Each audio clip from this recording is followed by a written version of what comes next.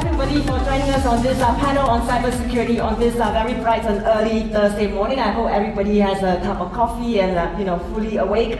So cybersecurity in the age of AI is a very important topic, right? We're no longer talking about traditional AI. We're talking about AI that can create, as all of us who has played with ChatGPT know. And we're talking about AI that can also, make decisions, execute actions, that can plan.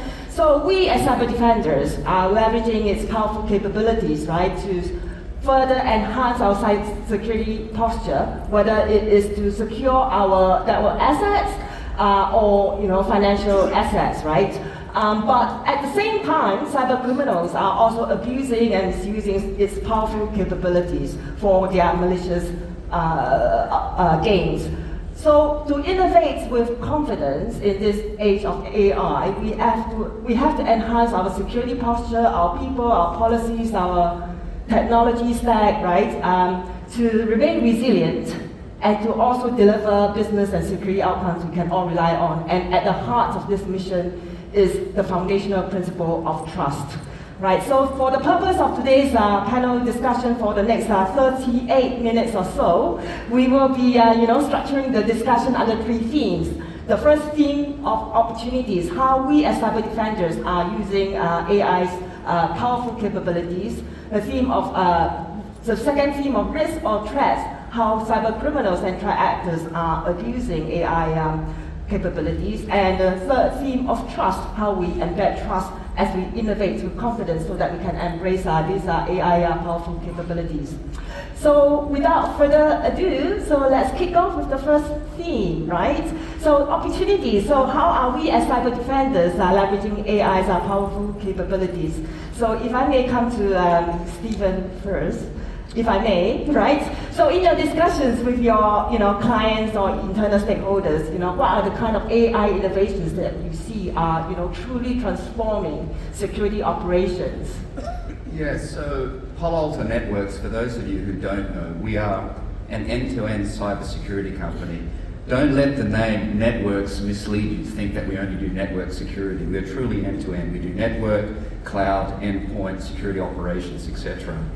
One of the things we've noticed over the last years, and it's accelerated, the types of attacks that you see now are using AI to create greater volume of attacks, sophistication, etc. The analogy we often use is if you go to a gunfight, you don't want to turn up with a knife. The point being is hackers are using AI in sophisticated ways to launch attacks that are so well hidden, it's very difficult to identify something that is a potential threat versus that something that could be safe. So in the case of our business, and what we do is, our role is very clear. For every company, organization, or government we work with, we want to make sure the services that are delivered can be trusted. So Singapore is a great example. For Singapore citizens or PRs or permanent residents that live here, you use government services with the highest level of trust. That's our mission as well. Now, in terms of ourselves as an organization, we use AI through our entire product set.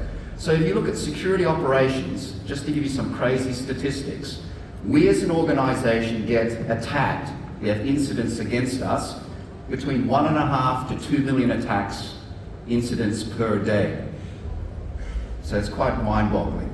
We ingest 11 petabytes of data per day. Why do we ingest so much data? So the whole conference is about AI. The bedrock, the foundation of AI is data. We ingest so much data with the purpose to understand, can we identify a threat before it happens? Do we see an anomalous behavior? Can we see a pattern that typically we would not see? Now, think about it, 11 petabytes of data, almost 2 million attacks. Is it possible to throw human beings against that? Absolutely not. So we use artificial intelligence to correlate all that data to see a pattern which typically you would not see unless you had a lot of time. The problem is the hackers are in and out now within minutes. It used to be days, weeks, and months. It's minutes now. So we have to use artificial intelligence to see the pattern before it happens. And we're able to do that. We're able to tell our customers, the people we work with, governments, an attack is coming. And that's the position we want to be in. We want to be proactive. Why? Because all the businesses that you run and operate, you have to deliver services that can be trusted and that will not be compromised. So from predictive to proactive. Correct. Yes, right. Predictive is the past. We have to be proactive to know that something is coming. Yes. Carl? Yeah, so as CTO, I'm going to talk about tech. There's a lot happening that's powering artificial intelligence in the solutions that you're potentially looking to deploy. And I kind of want to categorize it in a number of different buckets. First and foremost, there's actually the infrastructure. The infrastructure has a really important part to play in deploying and adopting and supporting AI. AI has very deterministic requirements around being supported, so the infrastructure is going to be a big part of that. But as far as how cyber and AI are coming together, some of the innovations that you're starting to see, the first area, I guess, is what we call embedded AI. Steven kind of alluded to this, that in the solutions that you're using, off-the-shelf solutions you're using from your different vendors, there's going to be AI running in the background. It's going to be performing a whole bunch of functions, ideally to drive better outcomes for your cyber security posture. So for example, it could be baselining, understanding patterns, looking for anomalies. It could be fast tracking and detecting events that happen outside of those baselines and then being able to perform actions on that. It's also about maybe optimizing, looking at policy. You might have a very large policy list. You could be looking to use AI to conversion consolidate that to make it more effective, remove duplication, that kind of thing. So there's that embedded AI part, which is, of course, really, really important. The second part of it is around the notion of AI assistance and agentic AI.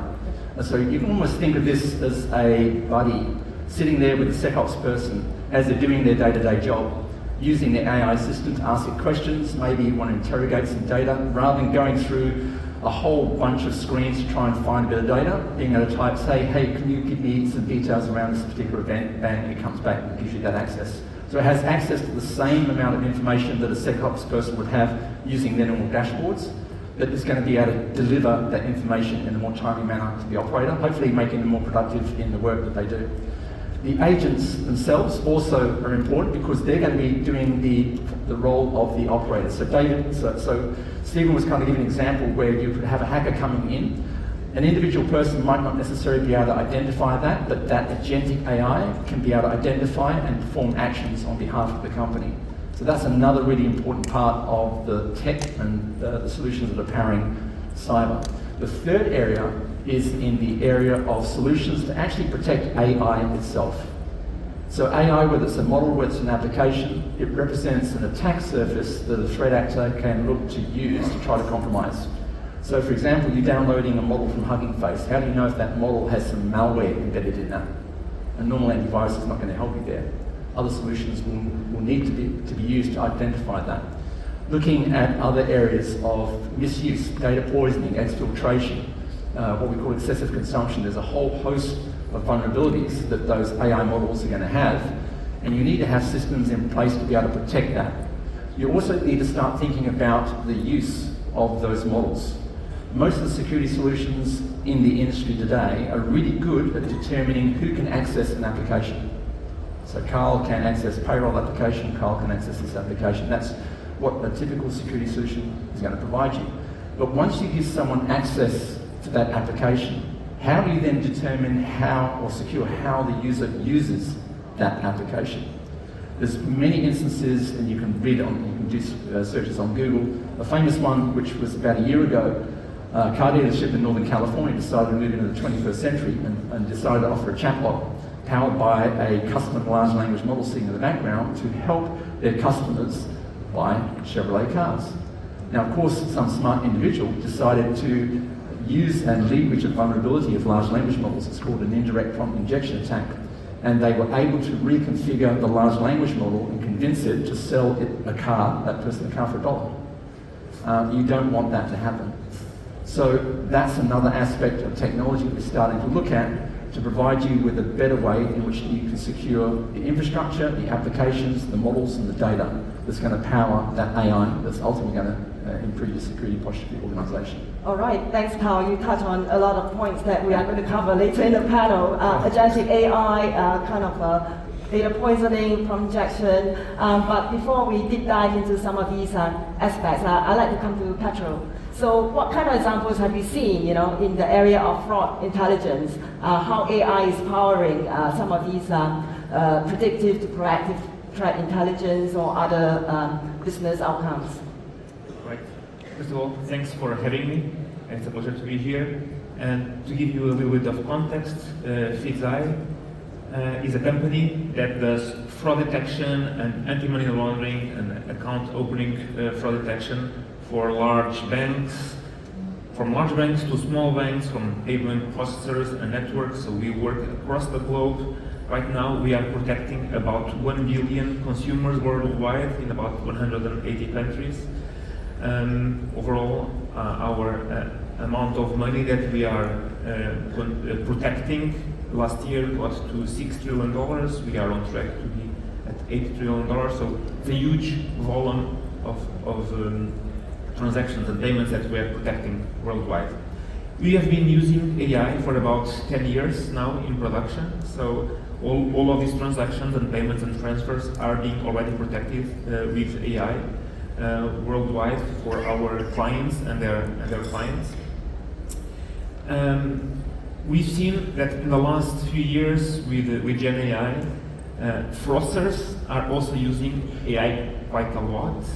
It is lowering the barrier of entry for fraudsters. It's allowing more personalized attacks.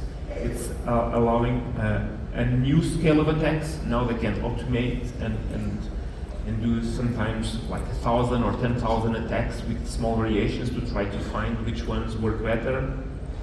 They're able to do personalized attacks that sometimes look out of science fiction. For example, simulating a Zoom call where everybody is fake. So you think you're talking with your chief financial officer that is giving you some instructions to do a transfer, but in fact that person doesn't exist. It's a virtual person with a virtual voice, but it looks like your colleague. And of course, this is increasing the effectiveness of these attacks. The amount estimated to be lost by scams in 2024 worldwide was $1 trillion worldwide, so it's a lot of money. So on our side, the good guys fighting these things, we've been using AI a lot in mostly two ways. One is what we call prevention, so it's better and better models. So we are always evolving our AI, publishing papers in the top conferences and patents and our scientific work, and even releasing stuff in open source. We are also using Gen AI to generate synthetic data, for example, pretending the AI to be a rogue agent to try to bypass the model, to generate data so that we can now train models with more data and better data, to be more robust. So that's one way. We are also using large language models and large vision models to prevent scams. So sometimes when you get a text, a WhatsApp or SMS message, or you're on a site doing a purchase, we can analyze with a screenshot that and analyze both the image and the text, the price, the stars, and tell the person, raise some alerts saying, oh, the price is too good to be true, or this vendor has no history, or this URL does not match the company URL. So we are raising alerts for people to protect their scams. So we have this arm of using AI for good, which is prevention. And then we have the other arm, which we call productivity. So helping the analysts do their work faster. For example, one thing that they need to do very often is to come up with rules quickly. There's a very specific attack, and they want to stop the attack, and they want to write a rule for that attack. And we have now large language models so that they can help write in plain English. They write a rule, and that rule gets translated into features and models that are then going to put in production more quickly. We also have what we call a case summary agent, going back to the point of Agentic AI. Many times when a transaction is deemed to be suspicious, to be fraud, it goes to a queue, and analysts are looking to those transactions, to the past history of the card and terminal, And many times they even go online and search for that vendor or that merchant on Google or Wikipedia or Foursquare. And all of those things were adding time to the analysts. So now we are using agents to summarize that information so that at a glance they can have all of that information very quickly shown to them. And by that we are able to reduce fraud and optimize their productivity. And we are also deploying, you probably heard, the MCP, the Model Context Protocol that was released a little while ago by Anthropic. We are also developing that at Feedzai so that our clients, the banks and networks, can bring their own agents to Feedzai and use them to create rules, create models, deploy things more quickly. Right. Yeah, so innovation is not just about adopting the latest cutting-edge technology, but it's also solving very real business challenges, as you pointed out, and also delivering some of these benefits. And I think many of the benefits that you mentioned is productivity gains and also improved accuracy in many ways. And one emerging sort of benefit that you have also touched on very lightly is elevating analysts from the heavy lifting, right, to doing more of the strategic kind of thinking, training the AI to do more with better rules. So, Steven, if I may come to you, how do you see the potential of agentic AI to further enhance the security posture? Okay, so this is the latest hot topic, agentic AI. Okay. Before I'll come to that, but I just want to pivot from what my learned colleagues were just touching on. If you look at what's playing out in the industry, be it may around payments, real-time payments, cyber, etc., the historical position has been an incident happens, you create a rule. These are correlation rules. I mean, you heard Pedro talk about creating rules. How efficient is this? There are so many attacks and variations. You're responding to create a rule. This is post the incident. Is it the most effective way of dealing with a threat? Probably not, okay? The purpose of artificial intelligence, and here's the other point I want to make. We're at a conference, you hear the terms large language models, machine learning, deep learning, generative AI. It's really important we as students understand these are all slightly different, okay? These terms are used so different, I mean interchangeable, but in fact they're slightly different. I mean, the purpose of machine learning ultimately is to create automation, to take away the workload. The benefits, since you're talking about agentic AI, where can we take the workload of repetitive tasks? The problem with agentic AI is it is starting to make decisions that we may not be able to predict. You know, when you have a device that's very black, you know, A, B, C outcomes, you can create policies and rules. Agentic AI, the danger we have here is you have the possibility of, whatever you want to call it, a being or whatever, to make decisions that may be unpredictable. But coming back to my point around deep learning, machine learning, generative AI, all of these have different roles and functions. Ultimately, you want to, where there's repetitive tasks, to allow the artificial intelligence to automate that and propose proactively, this is the rule. Think about it. Do you want your staff to be constantly creating correlation rules to respond to an incident?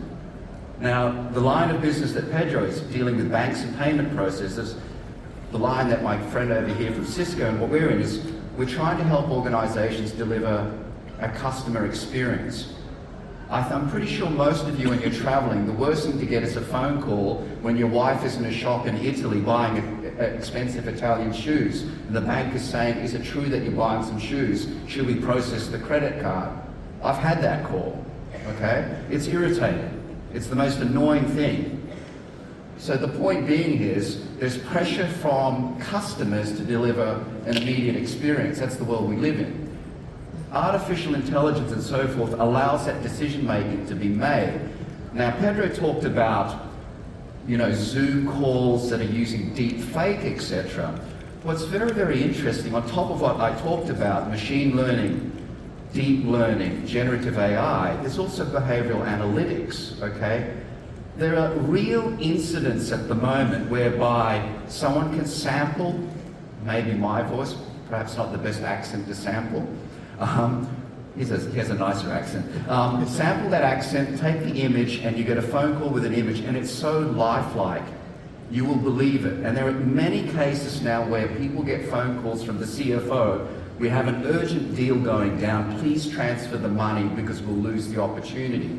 If you layer on that behavioral analytics, is that the typical behavior of the CFO or CEO? Would he ever call you out to transfer money immediately? Probably not. So you see how all these different elements of AI, etc., can, when combined, you can start applying some very rational thought process. And this is the point here. All these different pieces together give us the opportunity to automate and make better decisions. With the outcome, repetitive processes, AI will take over.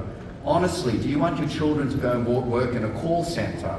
Is that a high quality job? That's where AI will help. We shouldn't be fearful of that. We want our friends, our children, etc., to do high quality jobs. What are those high quality jobs? Those high quality jobs, I think Pedro alluded to, is for ourselves. Our analysts now rarely deal with incidents. 90+% of our incidents are fully automated in our company. Our analysts now, they spend most of their time creating black swan events. We launch attacks on ourselves that we would never ever consider, how is that possible? They're paid to launch attacks on ourselves, and that's the high quality work we need to be doing, not firefighting. Most of us at the moment are firefighting, and there's an unfortunate outcome of that situation. The fatigue in the industry, be it may around payment processing on credit cards, be it may being an analyst in the SOC, be it may writing code to launch a new application, is not high quality work. There is churn. And the problem all of us have in the industry at the moment is finding talent. So that's the role of AI. So I don't want to get bogged down at agentic AI. It's another hot topic. Yeah, okay, maybe. But we have to be wary of it because it can make decisions that are irrational. How do we create policy around that? Exactly, yeah, creating the policies and the governance framework, Right. accountability, right? So that's one topic that we'll deep dive into under theme number 3. There's 16 minutes left and we still got to talk a little bit about... 5 more questions? Okay. Right, I know that, yes, so let's move on to the second theme, which is about risk and threats, which you guys touch on very quickly as well. There's a poisoning, social engineering, right, deepfakes and all that. What is one that you are particularly concerned about? So we have a threat intelligence group within Cisco who spend kind of 24/7 looking at emerging threats that are coming across the landscape.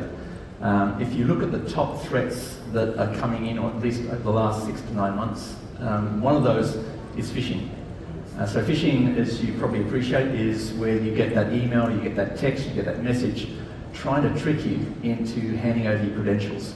Identity theft is one of the biggest challenges that we face in the cyber industry and across most companies. It's one of those aspects that you think about from a cyber professional standpoint. Defense is very difficult, attack is very easy. Why bang down the door, knock down the door where you can just get the keys and walk in and access whatever you want? And that's the whole notion behind phishing. So there are solutions that are in place today. The industry's kind of come up, again, using AI. I'll give you a quick example of how this might play. So let's shall we say I come into the office Monday to Friday, I get into the office about 7:30 in the morning, open up my MacBook, I connect to a particular network, maybe a specific Wi-Fi network, I'm accessing specific applications. So the AI will build a profile, baseline around, okay, Carl uses a MacBook, he's in this location, he's in this network, accessing these applications. And now all of a sudden I inadvertently click on that letter from Nigeria that says, hey, I've won $1 million, and I inadvertently hand over my credentials. Now someone elsewhere in the world has got Carl's username and password and proceeds to log in to the network to try to access, to compromise some data. Now, the situation there is that this person's logging in from a very different place that I'm normally logging in. Maybe they're using a Windows laptop. Maybe they're logging in at a time of day that is not normally the time of day that I normally log in. They're accessing applications that I don't normally access. That's an anomalous event. This is where an agentic AI system can identify that and shut that down straight away. Now, Steven kind of talked about early on the fact that you have hundreds, thousands, tens of thousands, millions of incidents on a daily basis. How can a mere mortal human manage that? They can't. So the use of those agentic AI systems, in that particular case, phishing, is a great way to shut that threat down. And it's not just phishing, there's a whole host, social engineering, deepfakes, all of that. We have solutions, the industry's coming up with solutions to address those issues. But the phishing one is probably the one that is the most concerning to me because it impacts my direct family. And for that reason, I'm very keen to work on solutions that can address that. All right, okay, Carl. Thank you for that. Yes, you have any more to add? Yeah, just to add to the phishing, I couldn't agree more. Singapore has one of the highest rates of phishing in the world. It's quite astounding for a country only 5.5 million people. It ranks, I think, top 5. It's one of the highest. And the point here, I think, is you can have the best solution, you can have zero trust mentality, systems, etc. There is still an element of the human factor. One thing that has not changed is the importance of training and the mindset. Unfortunately, why Singapore has such a high prevalence? You have to understand it's an aging population. People like my parents come from an era where you trust people. You know your neighbour, you share food across the fence, you chit-chat about, be it made cricket, the football, whatever, etc. You trust everyone. We now live in a world, unfortunately, we always have to have an element of doubt. Now, it's a completely different mindset. You have to train this mindset to have zero trust. And that's not an easy thing because you're dealing with human behaviour. And if you're dealing with the elderly, they come from a generation where you do trust people. So this is part of the problem. Coupled by the fact in Singapore, when you have a viral WhatsApp that goes around, there's a sale on Pedro, Chinese New Year, why don't you click on the link? Sale up, Orchard Road, come on. So this is part of the problem. So that generates this behavioural aspect as well. So this is very, very hard. But zero trust is something and a mindset we all have to be thinking about, unfortunately. This is the world we live in. The best example of zero trust is here when you leave Singapore. You imagine, you go and check in, you validate your credentials, you get your boarding pass, you go to the first barrier, there's a police officer that checks your boarding pass, you go to the iris scan, that's the third check, you get to the gate, you get checked again, and maybe the stewardess may also check where you're sitting. 5 times your identity gets checked. That's a great example of zero trust, and that's the mentality, unfortunately, we need to have. That's the world we live in now, unfortunately. Right. You talk about zero trust, and of course, the next theme that we're going to discuss is about embedding trust, right, into our security posture. But before we go into that, just very quickly, 10 minutes left. Pedro, anything you want to add to phishing or any other sort of cyber threat landscape? So maybe I can start by recommending Steven, if he has many calls from the bank complaining about credit card movements, ask your bank to move to Feedzai. I don't own a bank, but I can introduce you. So we've seen that we have been embedding AI and trust in AI for a long time. Actually, we just released a couple months ago what we call trust score and trust signals. So it's new types of models that are ready from day 0. So you can just go to a client, a new client, brand new client, sometimes even a new product or a new region, and our models, because they have seen enough information, enough transactions, enough types of attacks, they are ready from the beginning. For example, during COVID, to be honest, I was a little bit afraid that our models were going to degrade, because COVID was a time of unforeseen change, right? The models were not trained for that kind of behavior. The stuff that we were doing was very different. People were not commuting, they were not traveling so much, they were buying stuff from home, they were having grants to support themselves in many geographies. So I was, to be honest, afraid that our models were going to behave poorly, but actually they behaved greatly. So I was very, of course, happy and relieved with that. And looking back, what really helped us out was that we were able to collect all of these risk signals, sometimes from the devices of people, because we are also have a piece besides account opening and transaction fraud and anti-money laundering. We also have what we call device trust. So we are checking the GPS of the device, the phone or tablet. Of course, everything is anonymized. We don't need to know the identity of the person, but we are able to track if this is normal for this person, for this time of day, for this device, if this is the same device that orders the payments or not as before. And for example, during COVID times, the models actually caught even more fraud than before because there were also more attacks. So we've been embedding these zero-day trust models for a while now. And we also developed, related to your question, the trust framework. We released it in April. The trust framework is a framework that serves as a roadmap and guidance for teams that are developing models. And it has 5 pillars that they compose the trust. So transparent, robust, unbiased, secure, and tested. And we have a number of guidelines and questions for developers of AI systems. And by the way, we call them AI systems, not AI models or machine learning models, because normally the system is more complex than a model. It is the model, plus rules, plus lists, plus a user interface, plus the users, plus the explanation. So the entire thing that makes decisions is the AI system. So we developed this trust framework. It's out there. If you just Google Feedzai trust framework, you'll see our page with a PDF describing the framework and some questions to guide people and to provide a score so that they can self-assess and see, okay, we are doing well, for example, in transparency, but not so much in the unbiased pillar.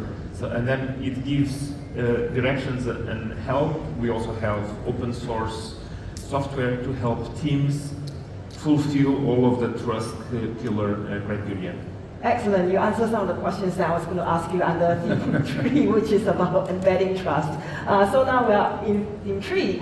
If I may come to you, Carl. So one important pillar, if I may, under embedding trust is about resilience. And resilience, of course, is a big topic in cybersecurity. You know, a lot of discussions around that, right? So for our audience, in 2 minutes, for our audience to take away, what do you want them to think about when they are integrating AI systems into their existing infrastructure or building one in-house? Sure. So AI systems that you're looking to implement is another IT asset that you have to think about how you secure. Interestingly, AI is a little bit different from a traditional application. A traditional application, you'll have a screen with a set of fixed inputs, some code behind. You have a very bounded structure around what inputs and what you can ask the application. And then you're going to have a set of code behind saying if then else. It's very structured, very ordered. With AI, you can ask it whatever you want. You have to start thinking a little bit more broadly about how you're going to secure that. So understand that the industry overall is building some very discrete and unique solutions, maybe a little bit different from what we've had in the past. But don't just presume that your standard security solutions are going to be sufficient enough to protect those assets, AI models, applications, and chatbots. So there is some new tech out there that you need to at least be aware of and consider that as part of improving your posture should you be looking to implement AI.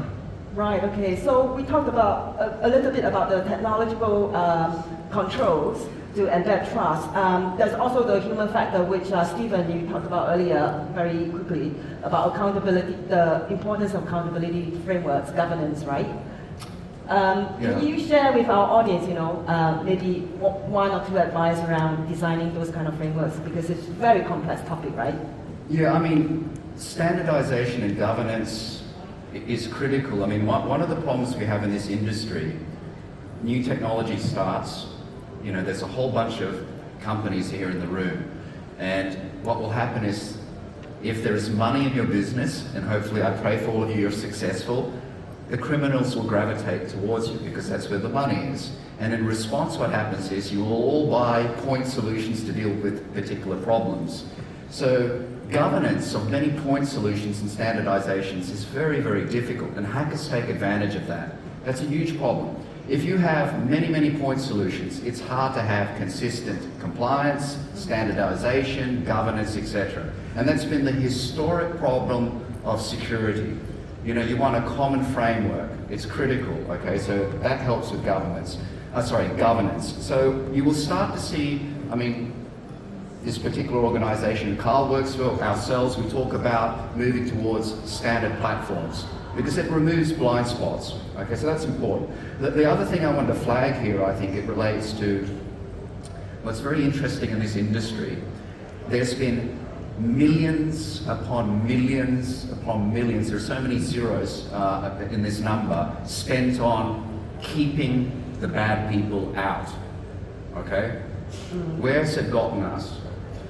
I think what we need to be is a little bit realistic and pragmatic. The fact of the matter is it doesn't matter how many $1 million you spend, it's only a matter of time you will be compromised, okay? It just depends how bad, so it speaks to resilience. So, you know, keep them out is a great mantra to have, and you should try to keep hackers out, but the reality is there's a chance someone will get in. So the next question is, if they're in, how quick can you identify someone's in to stop them? This is far more important. So in Pedro's line, it's a malicious payment.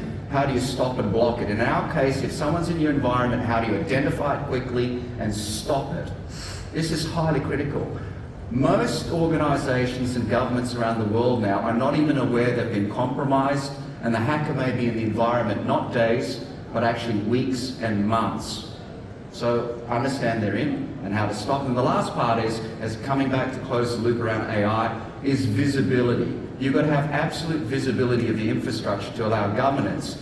The challenge we have now with AI, there are all these applications being launched, and many of you don't even know what your employees are actually using.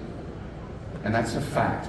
And you should be concerned about that, because they're uploading data, they're using generative AI applications, they're doing all sorts of wonderful things to increase productivity, but they're probably sharing information they should not be sharing. And they're not being malicious, they just don't know.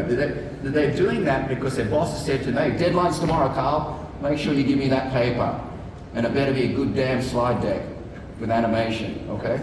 All right, that's what we're dealing with. So yeah. Yeah, tomorrow, yeah? tomorrow. Right, I'm sure the conversation can go on for a lot longer, but you know, we have only 30 seconds left. So in the last 30 seconds, if I could invite each panelist to, you know, one quick takeaway for our audience. Come and chat to Cisco. All right, okay. AI has immense potential. Don't be scared of it. Excellent. And I can say that there was a time where people thought that you have to have models that were either good or trustworthy and transparent, but I think you can have both. So we are happy to work with regulators and governments, and we have been seeing that in practice it is completely possible, feasible, realistic, attainable to actually have models that are doing a great job in production, but they are also transparent, they have good governance, information, you can describe the data, the model, so you can have the cake and the cherry on top and eat it too. Excellent. So yes, so I hope that that gives you food for thought, you know, when you embark on your AI journey. So thank you very much to our panelists.